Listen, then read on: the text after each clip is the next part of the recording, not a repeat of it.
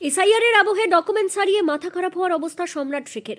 বিশ্বাস করুন, টাকা হারানোর চেয়েও বড় যন্ত্রণা হলো নিজের অস্তিত্বের দলিল বা জরুরি নথিপত্র হারানো। পল্লাগাড়ি থেকে জয়পুর যাবার পথে কোনো এক অভিশপ্ত মুহূর্তে সম্রাট তার মানিব্যাগটি হারিয়ে ফেলেছে।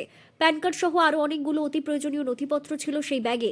কাগজপত্রগুলো হারিয়ে ছেলেটি এখন মানসিকভাবে এতটাই বিপর্যস্ত যে তার মাথা ঠিকমতো কাজ করছে না। যে মানুষটি তার জরুরি নথি হারিয়েছে সেই বোঝেই মুহূর্তে মনের অবস্থা কি হতে পারে।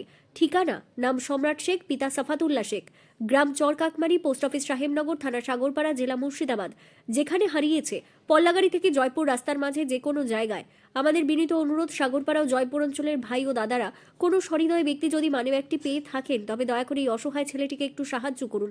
আপনার সততা একজনকে নতুন জীবন দান করতে পারে।